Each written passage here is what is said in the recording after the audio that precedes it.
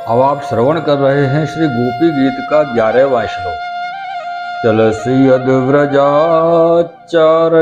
पशून् नलिन सुंदरम नाथ ते पदम शिलतृणांकुरैः शीदतीति नः कलिलतां मनः कांत गच्छति।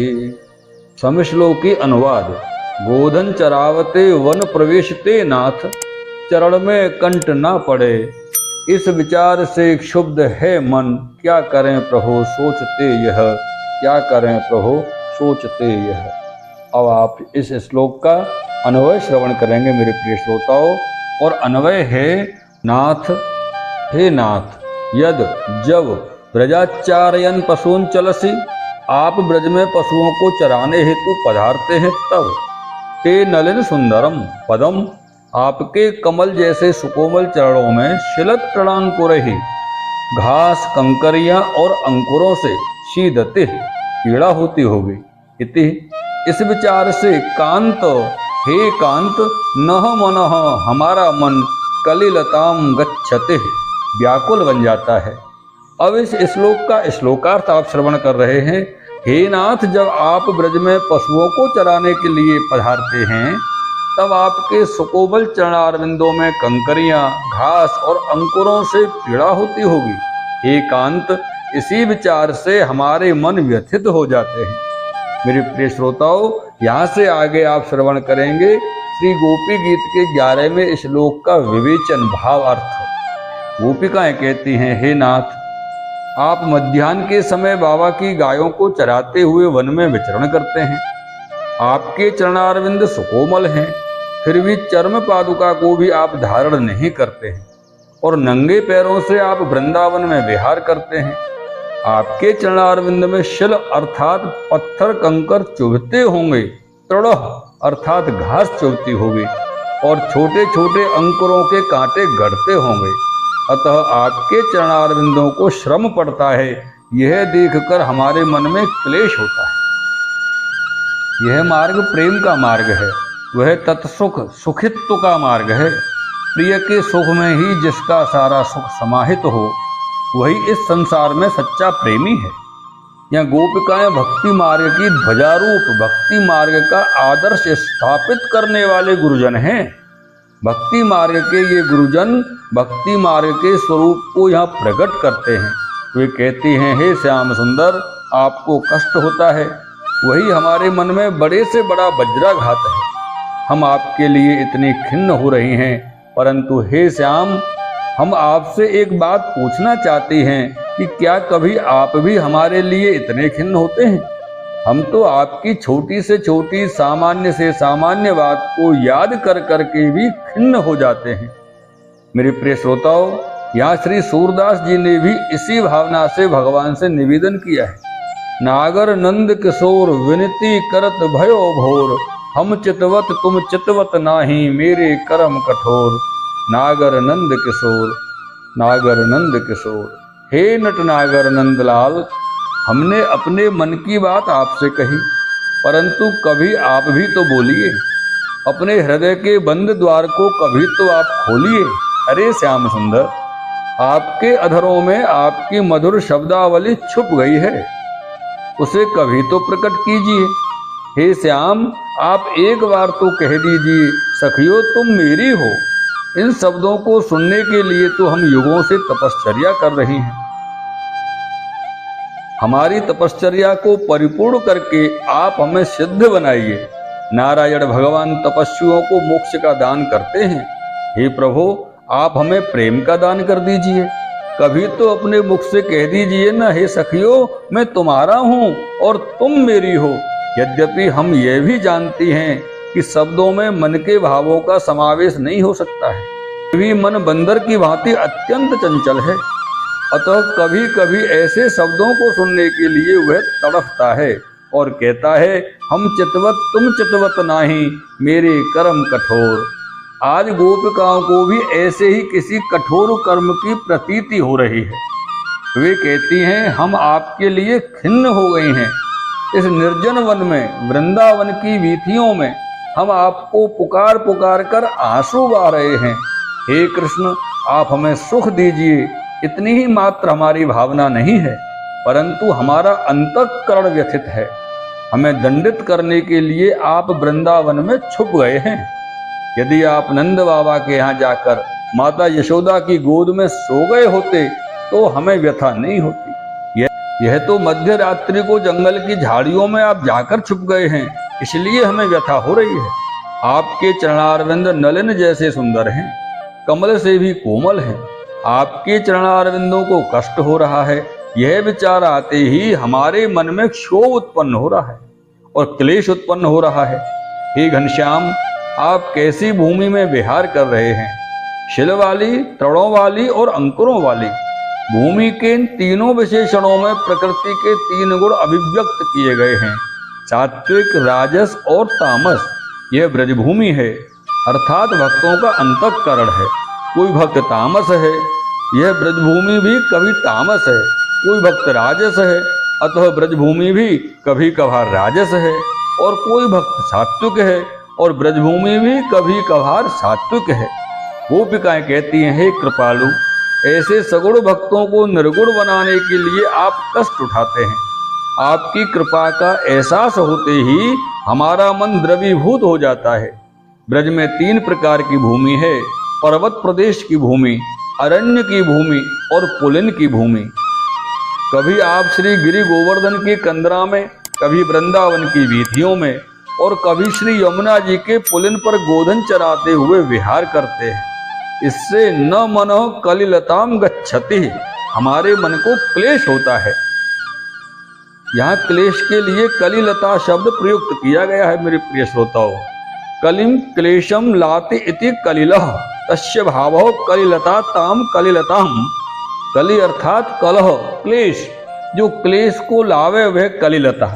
कलह की जो वेल वृक्ष को चिपक जाए वह कलिलता।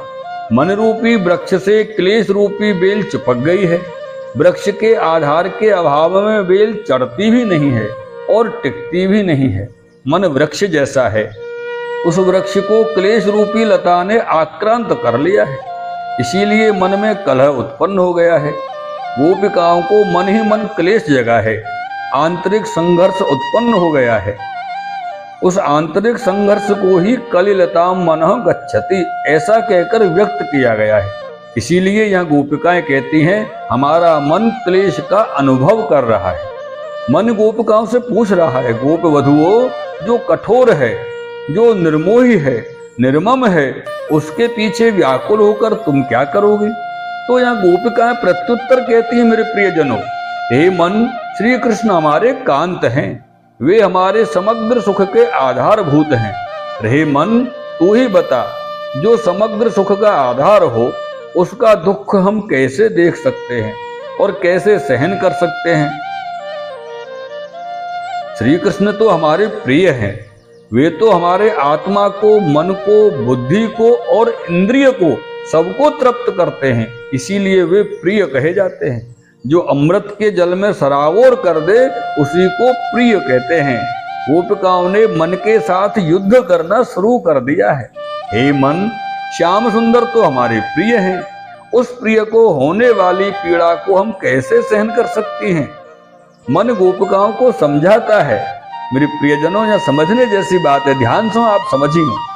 मन गोपिकाओं को समझा रहा है, सखियो, तुम तो बावरी हो गई हो, तुम तो व्याकुल बन गई हो। देखो, कृष्ण गायों के पीछे पीछे वृंदावन की और गिरिकंदराओं की ऊबड़ खाबड़ भूमि में जा रहे हैं। गोपिकाएं कहती हैं, हे मन, कृष्ण ऊबड़ खाबड़ भूमि में जा रहे हैं, उसकी अपेक्षा यदि वे हमारे वक्षस्थल पर उनके चरणारविंद पधरावें तो क्या हर्ज है? जिस प्रकार सरोवर में कमल रहते हैं, उसी प्रकार गोविंद के चरण कमल तो लक्ष्मी के हृदय में शोभा देते हैं। वे चरणारविंद ऊबड़ खाबड़ भूमि में गिरे, उससे हमें क्षोभ होता है। इस प्रकार भक्तों के हृदयों में आंतरिक संघर्ष जागृत हुआ है। मेरे प्रियजनों, भाव जगत बहुत सूक्ष्म है। भावना के इस जगत में कभी कभी मन और बुद्धि भी लड़ पड़ते हैं। बुद्धि एक ओर खिंचती है और मन दूसरी ओर खिंचता है। इस प्रकार मन और बुद्धि की खींचातानी में आत्मा को एक विचित्र सी पीड़ा होती है और कभी कभी बुद्धि विवेकशालिनी होकर मन को ठपका देती है, उलाहना देती है। वह मन को मोड़ने का प्रयास भी करती है। वह इस संसार के पदार्थों को दिखाकर उनका ज्ञान करवाकर लालबत्ती दिखाती है, परंतु जब मन बुद्धि के कब्जे में से निकल जाता है तब वह हजारों मील दूर भाग जाता है। बुद्धि उसे पकड़ने के लिए चाहे जितनी दौड़ लगाती, फिर भी एक बार बुद्धि की गिरफ्त से छूटा हुआ मन पुनः उसकी पकड़ में आता ही नहीं है। प्रेम के इस जगत में बुद्धि बेचारी करोड़ों मील पिछड़ जाती है, क्योंकि बुद्धि कारण को खोजती है, जबकि मन इस सारे तर्कों, कुतर्कों और वितर्कों से परे होकर बिना किसी कारण के प्रेम सरोवर में कूद पड़ता है और डूब जाता है। गोपिकाओं के हृदय में भी यह मन और बुद्धि का झगड़ा जमा हुआ है। मेरे प्रियजनों, बुद्धि कह रही है, सखियों तुम वापस जाओ, मन में से कृष्ण की स्मृति को निकाल दो। मन कहता है, सखियों श्याम सुंदर तो अब इतने गहराई तक उतर गए हैं कि अब वे बुद्धि के द्वारा निकल नहीं सकते। माखन चोर ठाड़े वे जो मन में गड़े हैं। मन और बुद्धि का ऐसा जबरदस्त संघर्ष हम भी पद पद पर अपने अपने अंतःकरण में अनुभव करते ही हैं। हमारा मन संसार के कानून कायदों से पर और कार्य कारणों के भावों से पर ऐसा बहुत कुछ स्वीकार कर लेता है। मन के स्वीकार को करने के लिए, उसका तिरस्कार करने के लिए बुद्धि हमें प्रेरित करती रहती है। और कई बातें ऐसी भी हैं कि एक बार मन उन्हें स्वीकार कर लेता है तो फिर किसी भी तरह वह उनको छोड़ने के लिए तैयार नहीं होता है। परिणाम स्वरूप मन क्षोभ प्राप्त करता है, क्लेश प्राप्त करता है। कलिलताम मनो कांत गच्छति। इस श्लोक का एक और अर्थ महात्माओं ने निवृत्त परक भी बतलाया है। मेरे प्रिय श्रोताओं, परब्रह्म परमात्मा निराकार बनकर भूतल पर पधारे, मधुर अधर, मधुर वाणी और मधुर वाकी चितवन लेकर पधारे हैं। मधुराधिपति के इस मधुर रूप को देखकर गोपिकाएं कहती हैं, महाराज आप इतने सुंदर, इतने मधुर और इतने कोमल होने पर भी वन में पशुओं को चराते फिरते हो, यह हमें अच्छा नहीं लगता है।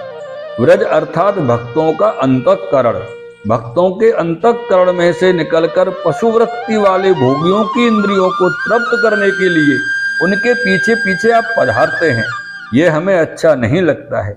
पशु अर्थात पशु भाव वाली इंद्रियां, मेरी प्रिय श्रोताओं, भोगासक्त इंद्रियां ऐसे भोगियों को भी योगी बनाने के लिए भगवान मधुर बनते हैं। भगवान गायें कहाँ चरा रहे हैं? जहाँ शिल, तृण और अंकुर हैं, ऐसी विषम भूमि में आप गाय चराते हैं। सारा संसार कहता है कि यह समस्त सृष्टि आपकी प्रेरणा से ही चलती है, तो फिर जिस दुनिया में आपने विषयात्मक जीवों को उत्पन्न किया उन्हें आप विषयों में चराते हैं और आप उन्हें अपने आप से विमुख बनाते हैं, यह हमें रुचिकर नहीं लगता है। अतः हम प्रार्थना कर रही हैं कि हमें आप कृपा करके अपने आप से विमुख नहीं करेंगे और आपके सन्मुख, आपके अभिमुख रहेंगे।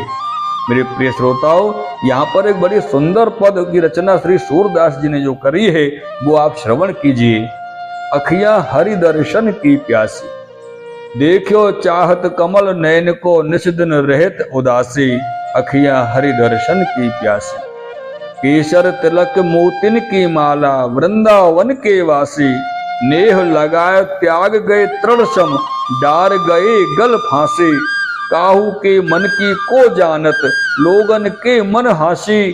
सूरदास प्रभु तुम्हारे दर्श बिनु, लेहो करवत काशी। अखियां हरि दर्शन की प्यासी, अखियां हरि दर्शन की प्यासी। मेरे प्रिय श्रोताओं, ये आपने श्री गोपी गीत के 11वें 11वें श्लोक का भाव श्रवण किया। आगे आने वाले भाग में आप श्री गोपी गीत के 12वें श्लोक का भाव श्रवण करेंगे। शिवल्लभाधीश